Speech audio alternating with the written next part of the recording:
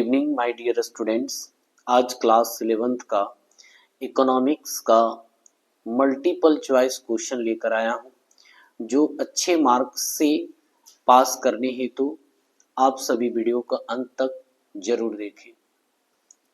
बच्चों, ये model paper 1 है और आपको back to back 2 model paper अर्थशास्त्र से रिलेटेड मैं बताने वाला हूं और आप सभी यही प्रश्न आएंगे आपके लिए, तो आप वीडियो के अंत तक जरूर देखें। ठीक है बच्चों, आप सभी के बीच पहला क्वेश्चन है कि जीवन के आम कारोबार से अर्थशास्त्री का क्या तात्पर्य है। आपके बीच ऑप्शन है मनुष्य की धार्मिक क्रिया, मनुष्य की राजनीतिक क्रिया, मनुष्य की आर्थिक क्रिया, मनुष्य की सामाजिक क्रिया। तो आपका सही आंसर हो जाएगा सी, मनुष्य की आर्थिक क्रिया। क्यों? क्योंकि मनुष्य वैसा काम करता है जिसके करने से उसे धन की प्राप्ति होती है, तो उसे आर्थिक क्रिया कहते हैं। ठीक है, और अंडर द इकोनॉमिक एक्टिविटी 5 प्रकार के कामों में लोग लगे हुए रहते हैं। पहला है प्रोडक्शन, कंजप्शन, इन्वेस्टमेंट, एक्सचेंज और डिस्ट्रीब्यूशन। ठीक है ना, तो इस हिसाब से जो है जीवन के आम कारोबार में मनुष्य की आर्थिक क्रिया से संबंधित है। ठीक है, चलिए क्वेश्चन नंबर 2 में चलते हैं। यहाँ बोलता है अर्थशास्त्र जीवन के संदर्भ में कारोबार के लिए मनुष्य का अध्ययन है। यह कथन किस अर्थशास्त्री ने कहा है? तो बच्चों 4 अर्थशास्त्री जो है अपना विचारधारा दिया है। एडम स्मिथ हो गया, मार्शल हो गया, रॉबिन्स हो गया, है ना, या पॉल सैमुअल्सन हो गया। तो चारों के विचारधारा को आपको जानना पड़ेगा, तभी जो है ये क्वेश्चन का आंसर आप दे सकते हैं। तो बोला कि अर्थशास्त्र जीवन के संदर्भ में कारोबार के लिए मनुष्य का अध्ययन है। यह कथन किसका है? तो एडम स्मिथ का है, कि गॉटफ्राइड आकेनवाल का है, या अल्फ्रेड मार्शल का है, या पीसी महालनोबिस का है। तो ये जो कथन है बच्चों अल्फ्रेड मार्शल का है। किसका है? अल्फ्रेड मार्शल का। ठीक है ना, और ये जो है अल्फ्रेड मार्शल जो है वेलफेयर कॉन्सेप्ट दिए हैं, कल्याण संबंधी विचारधारा जो है इन्होंने दिया है। ठीक है ना, और इनका एक किताब का नाम है प्रिंसिपल ऑफ इकोनॉमिक्स। ठीक है ना, अल्फ्रेड मार्शल का जो एक किताब का नाम है वो क्या नाम है?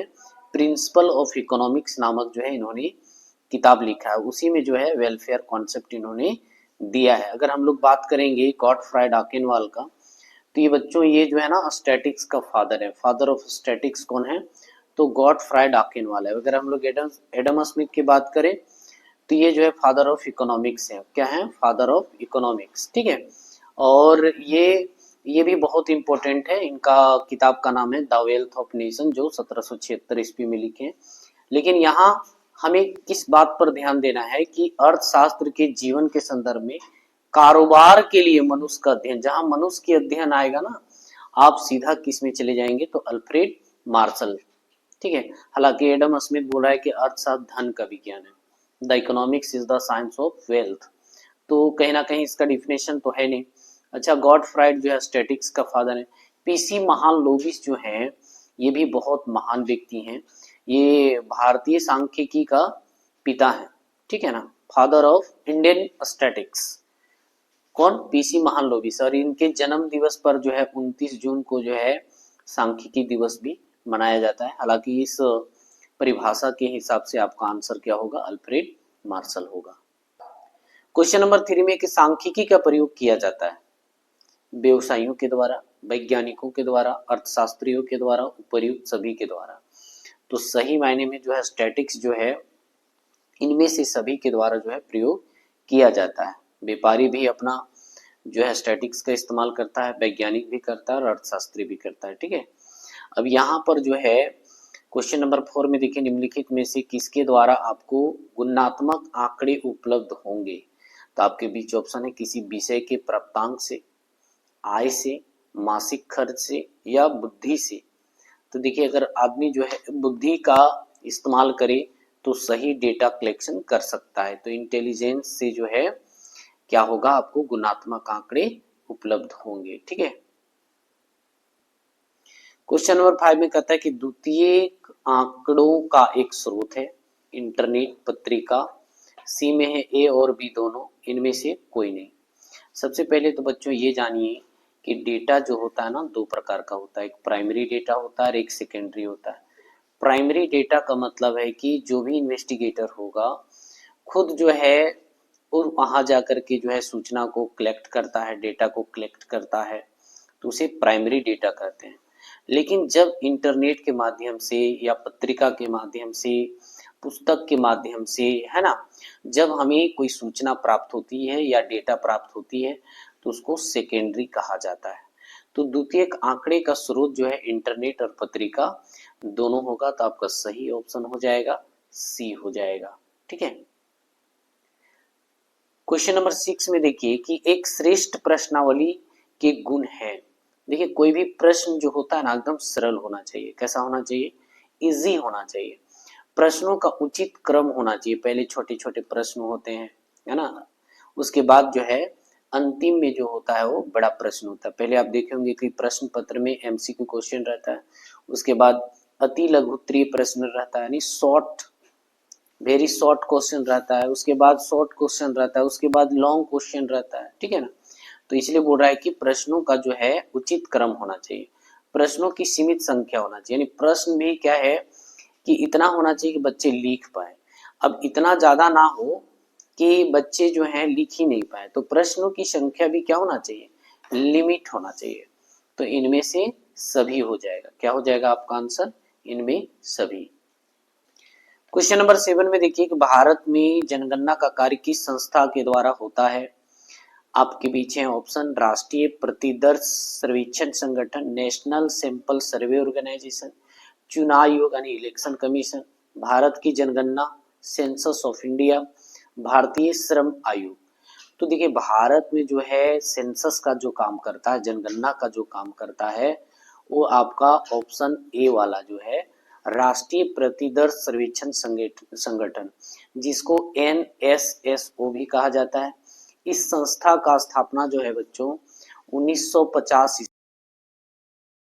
इसका मुख्यालय जो है नई दिल्ली में। जितना जो होता है, जितना भी जनगणना जो होता है ना, या डेटा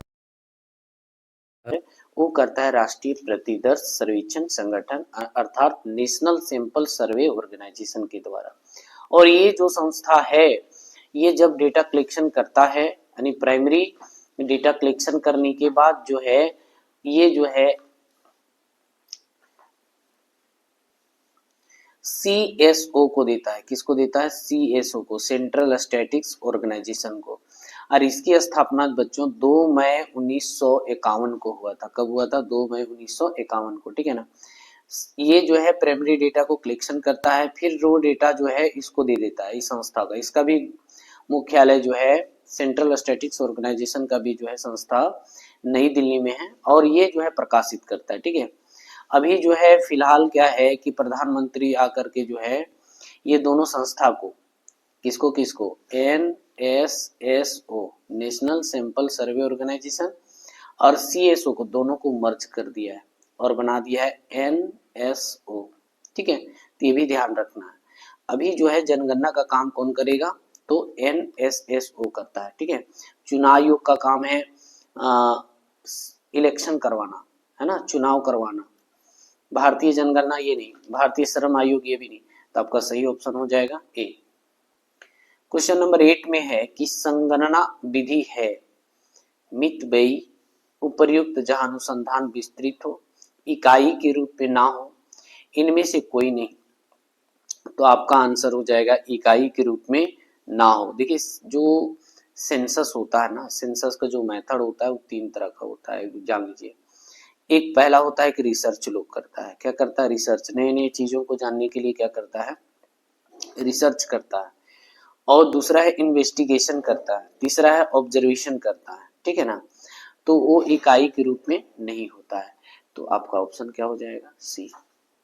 देखिए क्वेश्चन जो है इकोनॉमिक्स में बहुत ही इंपॉर्टेंट क्वेश्चन है। भारत में जनगणना होती है, आपके बीच ऑप्शन है 5 वर्ष के बाद या 10 वर्ष बाद, 8 वर्ष बाद, इनमें से सभी। तो सही मायने में जो है भारत में जो सेंसस होती है वो 10 वर्ष बाद होती है, क्योंकि जनगणना कराने में बहुत खर्च होती है। ठीक है ना। और इसलिए जो है भारत में जो जनगणना होती है वो 10 वर्ष बाद होती है, ठीक है। बोला एक वर्ग की निचली और ऊपरी सीमा का अंतर कहलाता है, क्या कहलाता है? वर्ग अंतराल, वर्ग सीमा, श्रृंखला या वर्गीकरण, ठीक है। तो आपका सही मायने में हो जाएगा वर्ग अंतराल कहलाता है। क्या कहलाता है? वर्ग अंतराल। जिसे क्लास इंटरवल हम लोग लिखते हैं, तो लिखते हैं ना 0 से 10, 10 से 20, 20 से 30, तो यानी ये इसको बोल रहे हैं निम्न सीमा, और इसको बोला जा रहा है उच्च सीमा, ठीक है ना। तो उच्च सीमा से जब निम्न सीमा को घटाएंगे तो हमें क्लास इंटरवल पता चलेगा। क्या पता चलेगा? क्लास इंटरवल, तो वर्ग अंतराल हो जाएगा। क्वेश्चन नंबर 11 में एक आंकड़ों के गुणात्मक वर्गीकरण का आधार क्या होता है? आपके बीच ऑप्शन है समय, भौगोलिक स्थान, विशेष गुण या मात्रा। देखिए आंकड़ों के गुणात्मक अगर हम लोग क्लासिफिकेशन करते हैं, क्लासिफिकेशन का अर्थ होता है कि उसको अलग अलग करना, ठीक है। जैसे हम लोग क्या है कि जब जनगणना होती है तो उम्र के हिसाब से जो है आयु संरचना 3 वर्गों में बांटा हुआ रहता है। जैसे 0 से 14 एक वर्ग, फिर होता है 15 से 59 के बीच, फिर एक होता है 60 प्लस, ठीक है। तो 3 वर्गों में बांट रहा है। तो किस हिसाब से? तो गुण के हिसाब से भी बांटा जाता है, ठीक है, और आयु वर्ग के हिसाब से भी बांटा जाता है। तो ये विशेष गुण हो जाएगा, आपका ऑप्शन हो जाएगा सी। आंकड़ों के गुणात्मक वर्गीकरण का आधार जो होता है विशेष गुण होता है, पार्टिकुलर क्वालिटी होता है, ठीक है। इस एज को बोला जाता है बाल आयु वर्ग, इसको बोला जाता है वरिष्ठ वृद्ध, ठीक है, और इसको बोला जाता है वरिष्ठ। तो कहने का मतलब 3 वर्गों में बांटा है। ये क्या है? विशेष गुण है, ठीक है। अब यहाँ पर आ जाइए, कॉलम और पंक्तियों के रूप में समअंकों की क्रमबद्ध व्यवस्था को कहते हैं। देखिए क्या होता है, इसको रो बोलते हैं, ठीक है। इधर से रो हो गया, और ऐसे जो रहता है उसको कॉलम कहते हैं। और अगर ये मान लिया जाए 1 2 3 इस तरह का लिखा हुआ रहेगा, है ना, तो ये जो होता है क्या होता है? सरणीय होता है, टेबुलेशन होता है, वर्गीकरण होता है, अनुसंधान होता है, इनमें से कोई नहीं। तो ये टेबुलेशन होता है। क्या होता है? टेबुलेशन। कॉलम और पंक्ति इसको बोलते हैं रो और कॉलम, ठीक है। रो और कॉलम में रहेगा तो उसको टेबुलेशन कहा जाता है, ठीक है। क्वेश्चन नंबर 13 में कि दंडालेख किस प्रकार के चर के लिए बनाए जाते हैं?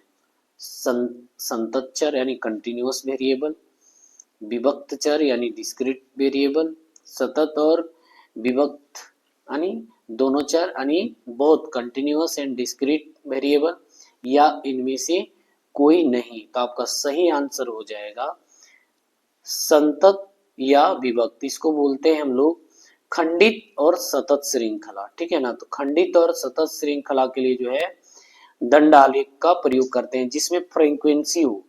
जैसे मान लीजिए हम लोग क्लास लिखते हैं तो 0 से 10, फिर इधर फ्रीक्वेंसी होता है जिसे 5 है, फिर 10 से 20, फिर मान लीजिए 7 है। इस टाइप का जो जब फ्रीक्वेंसी रहेगा आपके बीच, तभी जो है आप क्या करेंगे? दंडालेख बना सकते हैं। तो 2 सीरीज में, ठीक है ना, 2 सीरीज में जो है फ्रीक्वेंसी होता है, क्योंकि सीरीज भी स्टैटिक्स में जो होता है ना 3 होता है, एक इंडिविजुअल सीरीज, डिस्क्रीट सीरीज और एक होता है कंटिन्यूअस सीरीज। तो डिस्क्रीट सीरीज और कंटिन्यूअस सीरीज में फ्रीक्वेंसी आपको देखने को मिलेगा, ठीक है। अब यहाँ आप देख सकते हैं कि स्टैटिक्स में जो है 3 सीरीज है, इंडिविजुअल, डिस्क्रीट, कंटिन्यूअस।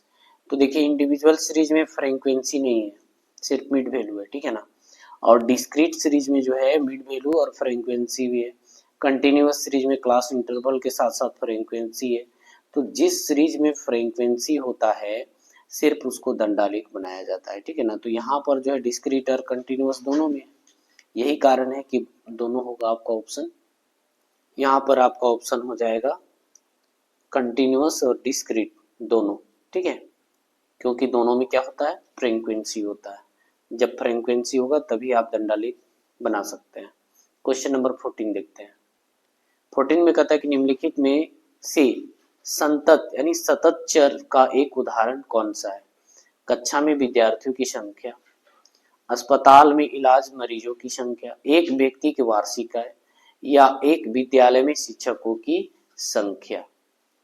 तो यहाँ पर जो आपका सही माने में आंसर जो होगा, यहाँ सही ऑप्शन हो जाएगा सी, एक व्यक्ति की वार्षिक आय।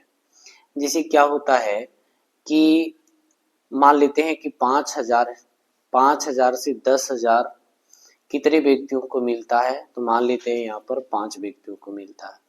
फिर 10,000 से लेकर के 15,000 के बीच जो है मान लेते हैं 6 बच्चा है, 6 व्यक्ति जो है पेमेंट मिल रहा है 6 व्यक्तियों को।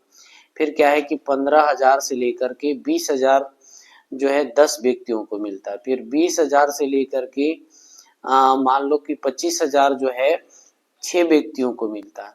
तो इस तरह जो है पेमेंट जो है ना हम लोग बोलते हैं 5 से 10,000 के बीच कितने व्यक्तियों को मिल रहा है, 5 व्यक्ति। 10 से 15 के बीच कितना मिल रहा है, तो 6 व्यक्ति। यानी 15 से 20,000 कितने व्यक्तियों को दे रहे हैं, तो 10 व्यक्ति को दे रहे हैं। 20 से 25,000 कितने व्यक्तियों को दे रहे हैं, 6। तो ये इसको बोलते हैं कंटिन्यूअस सीरीज। क्या बोलते हैं, कंटिन्यूअस सीरीज। तो पेमेंट को जो है हम लोग किस में दिखा सकते हैं, तो सतत में दिखा सकते हैं, यानी कंटिन्यूअस सीरीज में हम उसको कंटिन्यूअस वेरिएबल में हम दिखा सकते हैं।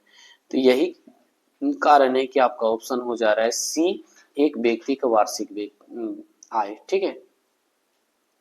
क्वेश्चन नंबर 15 में देखिए कि माध्य विचलन का मान न्यूनतम होगा यदि इसकी गणना किस विधि से की जाएगी, समांतर माध्य से, बहुलक से, हरात्मक माध्य से या माध्यिका से। देखिए माध्य विचलन जो होता है ना वो मीडियन से निकलता है, आपको याद रखना है। ठीक है। हालांकि जो है अर्थमेटिक मीन से भी निकलता है। ठीक है। मीन डिविएशन मीन भी होता है, मीन डिविएशन मीडियन भी होता है। ठीक है। लेकिन यहाँ बोल रहा है कि माध्य विचलन का न्यूनतम मान, तो न्यूनतम मान जो है माध्यिका से, हालांकि इससे भी निकलता है, लेकिन यहाँ बोल दिया न्यूनतम होगा यदि गणना माध्यिका से करेंगे, और अधिकतम होगा तो फिर उसको हम लोग समांतर माध्य से देखेंगे। ठीक है। तो इसका जो न्यूमेरिकल हम स्पेशल वीडियो भी मीन मीडियन मोड का बना रखा है, तो उसको भी आप देख सकते हैं। ठीक है। तो फिलहाल यहाँ पर क्या हो जाएगा, आपका ऑप्शन डी हो जाएगा। क्वेश्चन नंबर 16 में देख सकते हैं कि आंकड़ा 12, 13, 8, 9, 11, 14 तथा 25 की माध्यिका क्या होगा। What is the median of data 12, 13, 8, 9, 11, 14 and 25। तो इसको देखिए बना के दिखाते हैं आपको। सबसे पहले तो जो डेटा हमें दिया हुआ रहता है उसको असेंडिंग ऑर्डर में हमको रखना होता है। ठीक है ना। तो इसको देखिए सीरियल नंबर भी लिख दिए और इसको जो है असेंडिंग ऑर्डर में पुट कर दिए। मीडियन का फॉर्मूला होता है m equal to size of n+1/2। ठीक है। तो नंबर ऑफ आइटम कितना है या नंबर ऑफ ऑब्जर्वेशन 7 है, तो 7 बैठा दिए +1। 7 + 1 कितना हो जाएगा 8, 8/2। तो 2 4 जा कितना हो जाएगा 8। अब यहाँ देखिए 4 कौन है, 4 पोजीशन में कितना है, तो 12। तो आपका मीडियन कितना हो जाएगा 12 हो जाएगा। क्या हो जाएगा, ऑप्शन ए हो जाएगा। आपका सही आंसर हो जाएगा होगा ऑप्शन ए। ऑप्शन क्या हो जाएगा ए। तो आपको प्रोसेस जानना है कि मीडियन हमको कैसे फाइंड आउट करना है, एकदम छोटा छोटा न्यूमेरिकल आपको देगा। ठीक है। क्वेश्चन नंबर 17 में देखिए बच्चों, यदि किसी आंकड़े का मानक विचलन यानी स्टैंडर्ड डिविएशन 32 है तथा समांतर माध्य यानी अर्थमेटिक मीन 100 है, तो विचरण गुणक या गुणांक का मान क्या होगा। If the standard deviation and arithmetic mean of a data are respectively 32 and 100, then what will be the value of coefficient of variation। ठीक है। तो चलिए इसको हम बना के दिखाते हैं। देखिए बच्चों क्वेश्चन में आपको जो है स्टैंडर्ड डिविएशन 32 दिया हुआ है, अर्थमेटिक मीन जो है 100 दिया हुआ है। अब यहाँ फॉर्मूला होता है कोफिशिएंट ऑफ वेरिएशन बोला है। ठीक है। तो वेरिएशन निकालने के लिए जो है या कोवेरियांस निकालने के लिए standard deviation upon mean into 100 होता है। सिर्फ अगर हमको बोलता कोफिशिएंट ऑफ स्टैंडर्ड डिविएशन निकालने के लिए तो हम स्टैंडर्ड डिविएशन बाय मीन का यूज करते, लेकिन यहाँ वेरिएंस बोला है। ठीक है। इसलिए standard deviation by mean into 100। तो स्टैंडर्ड डिविएशन तो हमको 32 दिया हुआ है बाय 100, क्योंकि मीन भी मेरा कितना दिया हुआ है 100 दिया हुआ है। अब इनटू 100 तो 100 कट जाएगा तो कितना बच रहा है 32। तो 32 ऑप्शन डी हो जाएगा। आपका सही ऑप्शन हो जाएगा डी 32%। कितना परसेंट 32%। क्वेश्चन नंबर 18 में है कि मदों के सापेक्षिक महत्व को बताने वाले सूचकांक को क्या कहा जाता है, यानी what is the index that emphasises the relative importance of atom called, आणि सरल सामूहिक सूचकांक, सरल मूल्यानुपात सूचकांक, भारित सूचकांक या इनमें से सभी होगा। तो आपका सही हो जाएगा वेटेड इंडेक्स। क्या होगा? Weighted index. ठीक है, जहां तक सूचकांक की बात है, इंडेक्स नंबर की बात है, तो इंडेक्स नंबर का एक पार्टिकुलर में चैप्टर बना रखा हूं, उसको आप देख सकते हैं। तो यहाँ पर जो है आपका आंसर क्या हो जाएगा? ऑप्शन सी हो जाएगा। क्वेश्चन नंबर 19 में रेखा का ढाल इन चर को दर्शाता है, आश्रित चर या स्वतंत्र चर या ए और बी दोनों, इनमें से कोई नहीं। तो यहाँ पर जो है ना दोनों प्रकार का होता है, आश्रित चर भी होता है, डिपेंडेंट वेरिएबल भी होता है, इंडिपेंडेंट भी होता है। ठीक है, तो यहाँ पर हो जाएगा आपका ऑप्शन सी। क्वेश्चन नंबर 20 तो खैर गलत दिया हुआ है। यहाँ पर देखिए 21 को देखते हैं हम लोग। यहाँ बोल रहे हैं कि स्वतंत्रता के पश्चात, अब हम लोग इंडियन इकोनॉमिक्स में आ रहे हैं, स्वतंत्रता के पश्चात भारत में किस आर्थिक प्रणाली को अपनाया गया? देखिए भारत जो है, भारत मिश्रित अर्थव्यवस्था है। कैसे, किस तरह की अर्थव्यवस्था है? मिश्रित अर्थव्यवस्था। और मिश्रित अर्थव्यवस्था वैसे अर्थव्यवस्था को कहा जाता है जिसमें प्राइवेटेशन और गवर्नमेंट यानी सार्वजनिक क्षेत्र दोनों मिलकर के जो अर्थव्यवस्था को संचालित करे उसको मिश्रित अर्थव्यवस्था कहा जाता है। तो भारत में प्राइवेटेशन भी है और गवर्नमेंट सेक्टर भी है, तो भारत किस तरह का अर्थव्यवस्था हुआ? मिश्रित। हालांकि पूंजीवादी भी जान लीजिए, ऐसी अर्थव्यवस्था को कहा जाता है जिनमें सभी साधनों पर यानी उत्पादन के सभी साधनों पर जो है सिर्फ प्राइवेटेशन का बोलबाला होता है। किसका? प्राइवेट का। तो उसको पूंजीवादी या कैपिटलिस्ट इकोनॉमी कहा जाता है। अब समाजवादी की बात करें तो वैसे अर्थव्यवस्था को कहा जाता है जिनमें उत्पादन के सभी साधनों पर जो है सिर्फ गवर्नमेंट का जो है वर्चस्व होता है, तो उसको समाजवादी अर्थव्यवस्था कहा जाता है। ठीक है, यहाँ पर भारत की अंतिम पंचवर्षीय योजना कौन सी है? देखिए आपको ये भी जानना है कि भारत का जो पंचवर्षीय योजना जो बनाता है, प्लानिंग कमीशन बनाता है। कौन बनाता है? Planning commission. ठीक है, आपको याद रखना है प्लानिंग कमीशन की स्थापना जो है बच्चों 15 मार्च 1950 को हुई थी। ठीक है, अब ये प्लानिंग कमीशन जो है प्रथम पंचवर्षीय योजना जो है, प्रथम पंचवर्षीय योजना 1 अप्रैल 1951 को बनाया था। ठीक है, और प्रथम, ठीक है, 1 अप्रैल 1951 से लेकर 31 मार्च 1956 के, और इसका जो मॉडल तैयार किया था वो हैरोल्ड डोमर। और प्रथम पंचवर्षीय योजना जो है कृषि पर कृषि को प्राथमिकता को देकर के जो है मॉडल बनाई गई थी, कृषि को विकास को लेकर। लेकिन यहाँ पूछ रहा है कि अंतिम, तो भारत में जो है 12 पंचवर्षीय योजना बनाया गया है। ठीक है, और ये जो पंचवर्षीय योजना है 1 अप्रैल 1912, कब? 1 अप्रैल 2012 से लेकर 2017 के बीच था। ठीक है, 12वीं पंचवर्षीय योजना। तो भारत में अंतिम पंचवर्षीय योजना कौन है? 12वीं। ठीक है, और 12वीं कौन था?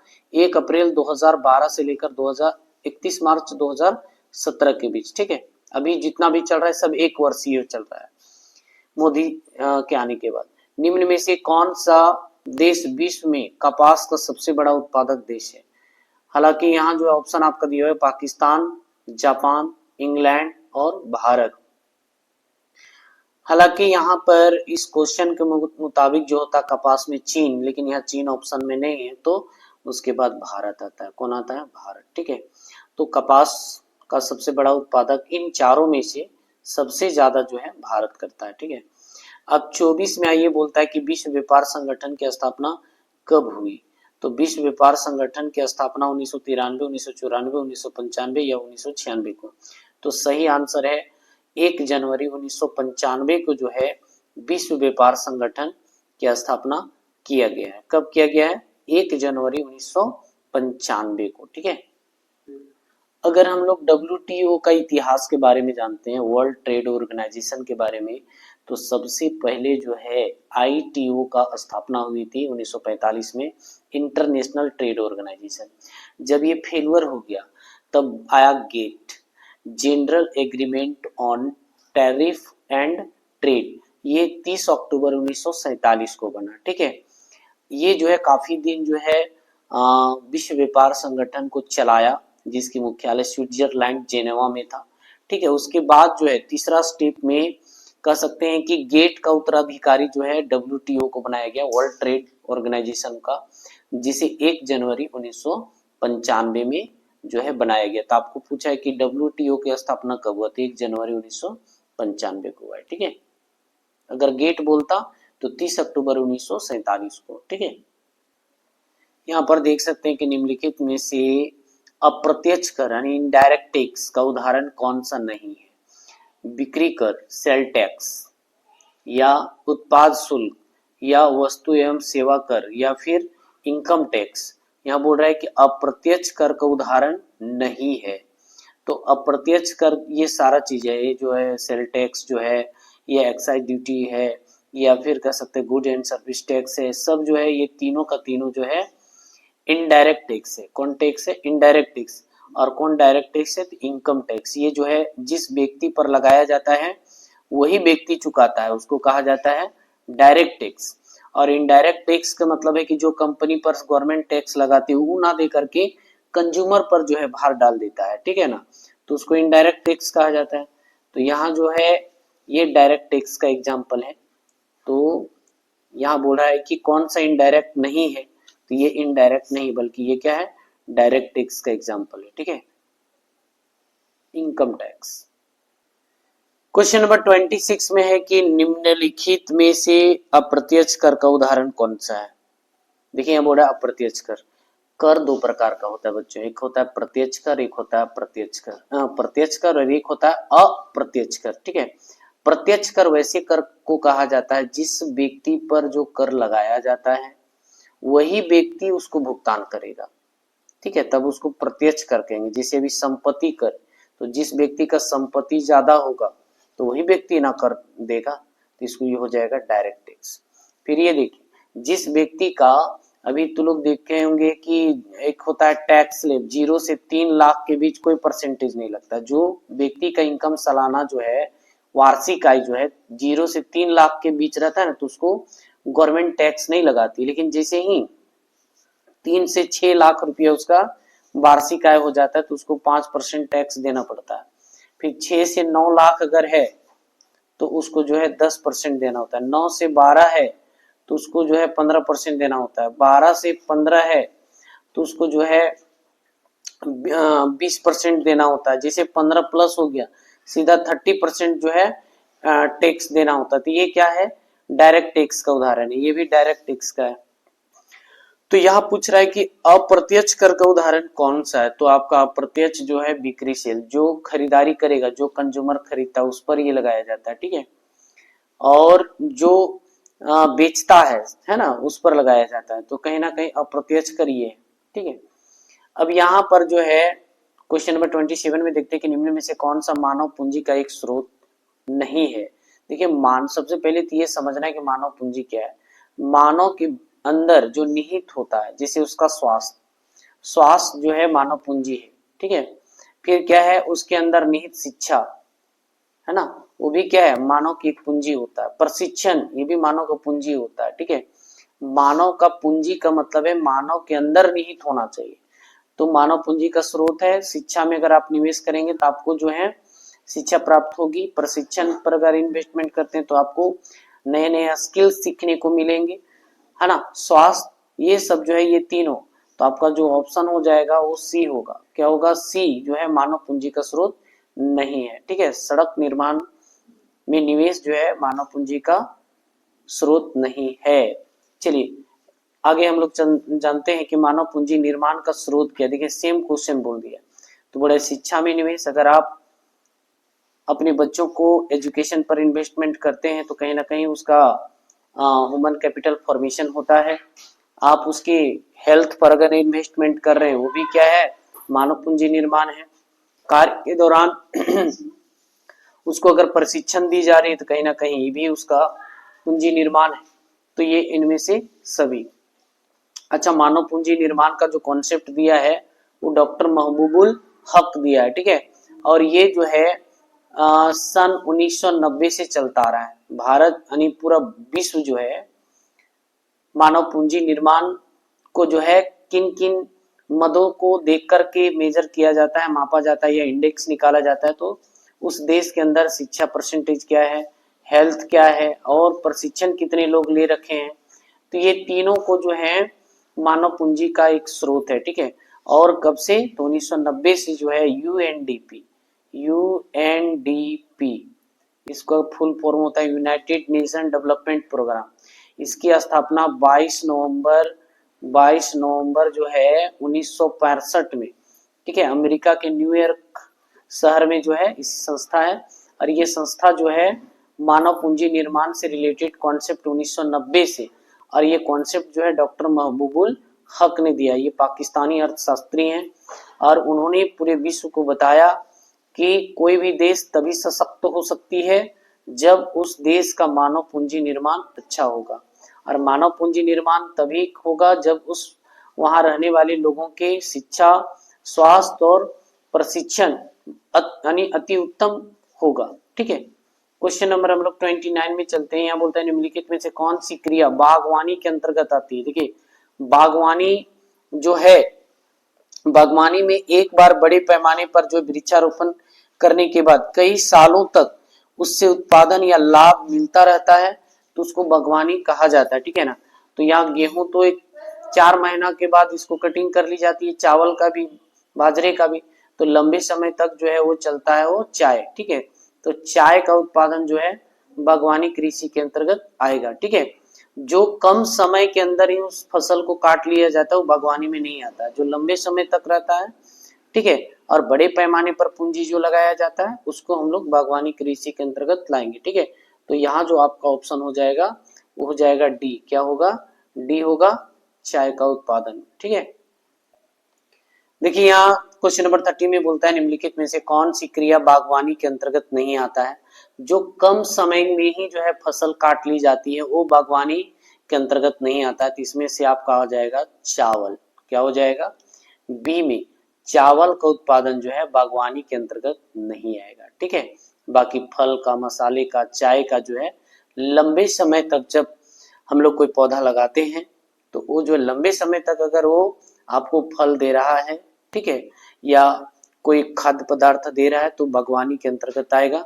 और जो कम समय के लिए जो होता है, ठीक है, वो जो है बागवानी के अंतर्गत नहीं आएगा, ठीक है। क्वेश्चन नंबर 31 में चलते हैं हम लोग। निम्नलिखित में से कौन व्यक्ति स्वनियोजित है, यानी सेल्फ एम्प्लॉयड। तो सेल्फ एम्प्लॉयड का मतलब होता है कि खुद का रोजगार, ठीक है। तो सरकारी विद्यालय तो खुद का नहीं, सरकार के अधीन में, सरकारी बस भी नहीं होगा, निजी विद्यालय भी नहीं होगा, किसी के अंदर खट रहा है। सीमेंट दुकान का मालिक जो होगा वो क्या कहलाएगा, आपका सेल्फ एम्प्लॉयड कहलाएगा, क्योंकि अपना दुकान में जो है वो खुद का मालिक है, ठीक है। अब आगे आइए 32 क्वेश्चन में बोल रहा है कि समृद्धि से क्या तात्पर्य। वस्तुओं एवं सेवाओं की उत्पादन क्षमता वृद्धि, उत्पादक पूंजी के भंडार में वृद्धि, परिवहन तथा बैंकिंग आदि सेवाओं का विस्तार, या इनमें से सभी। देखिए वृद्धि जो होगी, समृद्धि सभी क्षेत्रों में, सर्वांगीण विकास को समृद्धि कहा जाता है। तो वस्तु व सेवा का उत्पादन क्षमता भी वृद्धि होना चाहिए, उत्पादक पूंजी के भंडार में भी वृद्धि हो, परिवहन तथा बैंकिंग आदि सेवाओं का विस्तार हो रहा हो, तब उसको हम लोग बोलेंगे कि ग्रोथ हो रहा है, ग्रोथ डेवलपमेंट हो रहा है, ठीक है। क्वेश्चन नंबर 33 में बोला निम्नलिखित में से किस व्यक्ति को दिहाड़ी मजदूर कहा जाता है, ठीक है। तो जो व्यक्ति दिन की हिसाब से काम करता है और उसे रोजाना भुगतान मिलता है तो उसे दिहाड़ी मजदूर कहते हैं, ठीक है ना। तो दिहाड़ी मजदूर के बारे में आप समझ गए। अब यहाँ बोला सरकारी विद्यालय का एक शिक्षक, तो रोज तो इसको नहीं मिलता होगा। फेरी वाला, मोची वाला या भवन निर्माण में कार्यरत मजदूर। देखिए फेरी वाला तो जो है वस्तु बेचता है, तो क्या है कि जो क्रेता होता है उससे पैसा लेता है, तो ये मजदूरी थोड़ी मिल रहा है इसको। मोची भी अपना जो काम करता है, जूता का पॉलिश लगाता है तो उसको मिलता है, तो ये तो मजदूरी नहीं है। तो आपका डी हो जाएगा, भवन के निर्माण में जो कार्यरत है उसको दिहाड़ी मजदूर कहा जाता है। दिहाड़ी मजदूर का मतलब है जो व्यक्ति दिन के हिसाब से काम करता है और उसे रोजाना भुगतान मिलता है, ठीक है, रोज पेमेंट मिले, उसे दिहाड़ी मजदूर कहते हैं। इसमें कहावत है, रोका कमाना चोखा खाना, रोज मिले और रोज वो अपना जो है आजीविका चलाए, यानी 2 जून की रोटी को जुटा पाए, तो उसको दिहाड़ी मजदूर कहा जाता है, ठीक है। क्वेश्चन नंबर 34 में देखिए वायु प्रदूषण का महत्वपूर्ण स्रोत क्या है। थर्मल पावर, नदियां, तटियां, तटीय क्षेत्र या कार्बन डाइऑक्साइड। तो सही ऑप्शन आपका हो जाएगा डी। क्या होगा? तो प्रदूषण का वाकई में जो स्रोत है वो कार्बन डाइऑक्साइड की वजह से जो है प्रदूषण होता है। ठीक है, अब आगे आइए 35 में चिपको आंदोलन। यहाँ अपको आंदोलन लिख दिया है गलती से, तो यह चिपको आंदोलन किस राज्य में चलाया गया था? आपके बीच है राजस्थान, उत्तराखंड, कर्नाटक, बिहार। तो ये जो है सही मायने में उत्तराखंड हो जाएगा। आपका ऑप्शन क्या हो जाएगा? बी में जो है चिपको आंदोलन चलाया गया, यानी उत्तराखंड में जो है रजौली नाम यानी चमोली जिले में। कहां पर? चमोली जिले में जो है रेनी गांव में जो है 26 मार्च, कब? तो 26 मार्च 1973 को जो है वो चिपको आंदोलन चला था और इसका नेतृत्व जो है सुंदरलाल बहुगुणा के नेतृत्व में चलाया गया था। ठीक है, और यह आंदोलन पेड़ों को काटने से बचाने के लिए शुरू किया गया था। महिलाएं जो हैं, खास करके महिलाओं का बहुत बड़ा योगदान था। पेड़ से चिपक जाती थी और जो ठेकेदार बेशकीमती लकड़ियों को काट रहा था उसे महिला के द्वारा जो है बचाया गया था। ठीक है ना, तो इसको चिपको आंदोलन कहते हैं और चिपको आंदोलन जो उत्तराखंड से रिलेटेड है। ठीक है, उत्तराखंड जो है उत्तर प्रदेश से जो उत्तरांचल अलग होकर के एक राज्य बना जिसको उत्तराखंड कहते हैं। ठीक है, चलिए यहाँ पर 36 क्वेश्चन देखिए। जल प्रदूषण को रोकने के लिए निम्न प्रयास किया जा सकता है। तकनीकी का, कारों का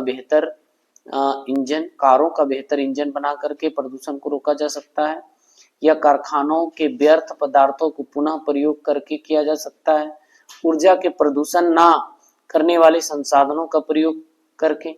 तीन में से सबसे अगर सटीक है तो लग रहा है हमको कारखानों को में जो व्यर्थ पदार्थ निकलता है उसको पुनः प्रयोग करें। ठीक है, जैसे जहां तहां या नदी में बहा दिया जाता है या कहिए कि खुला आसमान में छोड़ दिया जाता है तो उससे ज्यादा प्रदूषण फैलता है। तो इसमें सबसे ज्यादा बेहतर होगा आपको कि कारखानों में जो व्यर्थ पदार्थ निकलता है उसको सदुपयोग करें। ठीक है, या पुनः प्रयोग करके जो है प्रदूषण को हटाया जा सके या मुक्त किया जा सके। ठीक है, क्वेश्चन नंबर 37 में आइए कि निम्न में से किस देश में प्रजनन दर सबसे अधिक है? भारत, पाकिस्तान, चीन या इनमें से कोई नहीं। देखिए यहाँ पर ऑप्शन के हिसाब से पाकिस्तान होगा। कौन होगा? प्रजनन दर जो है पाकिस्तान में ज्यादा है। लेकिन अगर विश्व की बात करें तो नाइजर है। नाइजर में जो है दुनिया का सबसे अधिक प्रजनन दर है। वहां जो है प्रत्येक महिला जो है 7 बच्चों को जन्म देने का जो है उसके पास जो है पोटेंशियल होता है ना। नाइजर कहाँ है? तो अफ्रीका महाद्वीप में है। ठीक है, वहां पर जो है एक महिला न्यूनतम जो है 7 बच्चों को जन्म देती है। सबसे ज्यादा प्रजनन दर नाइजर है, लेकिन यहाँ पर जो होगा ऑप्शन के हिसाब से पाकिस्तान होगा। ठीक है, क्वेश्चन नंबर 38 में आते हैं कि भारत में इस समय प्रत्याशित आयु क्या है? यानी जो है कि भारत में जो है एक व्यक्ति कितने दिन जीने का जो है उसका आयु लिमिट रखा गया है?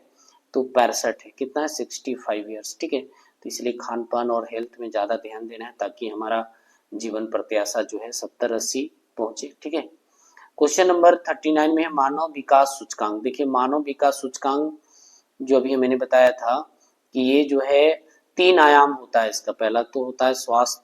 ठीक है, स्वास्थ्य होता है। दूसरा होता है शिक्षा। क्या होता है? शिक्षा। ठीक है, तीसरा जो होता है वो स्किल होता है, कौशल होता है। ठीक है, ये कौशल होता है। तो यहाँ क्वेश्चन क्या पूछ रहा है? मानव विकास सूचकांक के अनुसार कौन सा देश इसके संकेतों में सबसे आगे है? अगर सबसे आगे ऑप्शन के हिसाब से देखिएगा पाकिस्तान, नेपाल, चीन या भारत, तो चीन होगा। ठीक है, पढ़ाई लिखाई से लेकर के स्वास्थ्य और जो है कारोबार यानी स्किल्स में जो है चीन इन चारों में से सबसे ज्यादा है। ठीक है, अब यहाँ पर भारत में रेलवे की शुरुआत कब की गई थी?